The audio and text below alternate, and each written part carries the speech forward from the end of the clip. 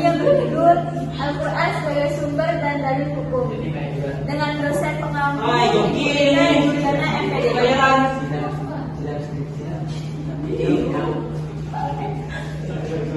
Langsung saja, di sini ada pengertian Al-Quran.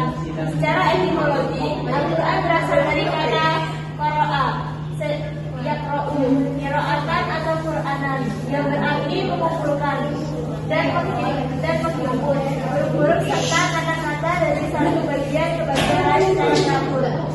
Dikatakan Al-Quran karena ia berisikan intisari kitabullah dan intisari dari ilmu pengetahuan.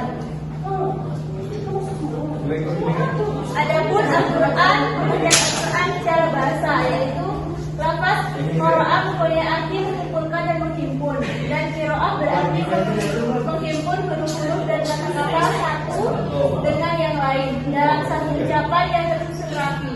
Quran pada mulanya seperti qira'ah, yaitu masdar dari kata qara'a qira'atan, Qur'anan, sebagaimana dalam firman Allah Subhanahu wa taala, inna alaina jam'ahu Qur'an fa idza qara'nahu fattabi'il Qur'an.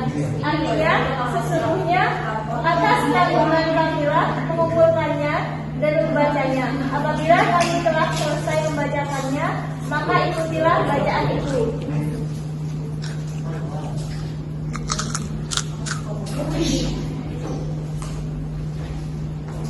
Adapun keistimewaan Al-Quran sebagai kitab suci itu ada 4. Yang pertama, Al-Quran merupakan wahyu Allah SWT.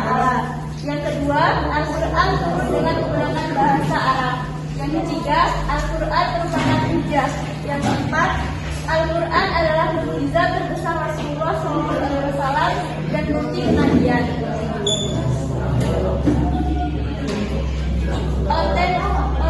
Otentisitas Al-Quran. Otentisitas adalah konsep yang merujuk pada tingkat keaslian atau keautentikan suatu objek, pernyataan atau pengalaman. Dalam berbagai konteks seperti seni, sejarah, atau komunikasi, otentisitas menunjukkan sejauh mana suatu hal dapat dianggap sebagai representasi yang benar atau asli dari asal-usulnya.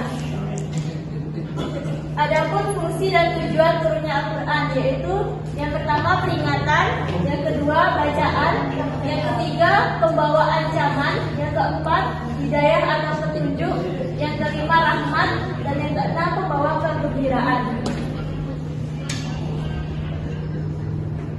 Ungkapan Al-Quran dalam menetapkan hukum. Menurut Hawker, istilah hukum berlaku bagi setiap aturan atau norma di mana perbuatan terpola.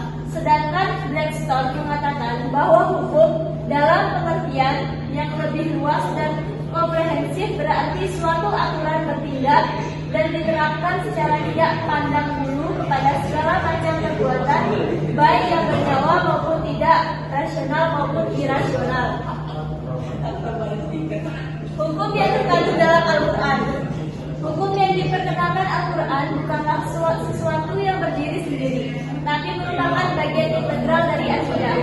Akidah tentang Tuhan yang menciptakan alam semesta, mengaturnya, memeliharanya, dan menjaga sehingga segala makhluk itu menjalani kehidupannya masing-masing dengan baik dan melakukan fungsinya masing-masing dengan baik dan melakukan fungsinya masing-masing dengan tertib. Hukum Allah meliputi segenap makhluk.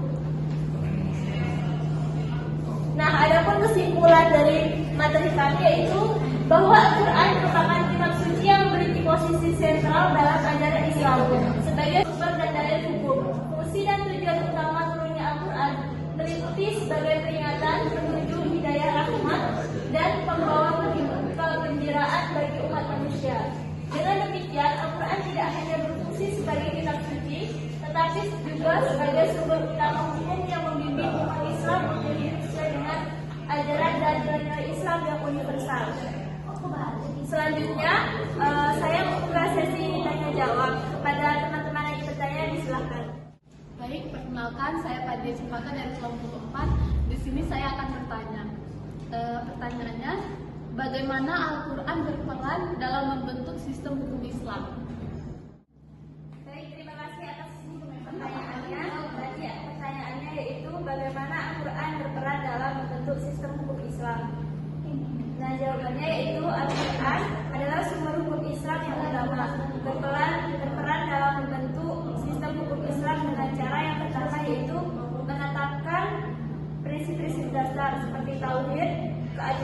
kebebasan dan tanggung jawab. Nah, yang kedua itu menentukan hukum-hukum pokok seperti terkait ibadah, muamalah, hukum pidana, dan hukum politik.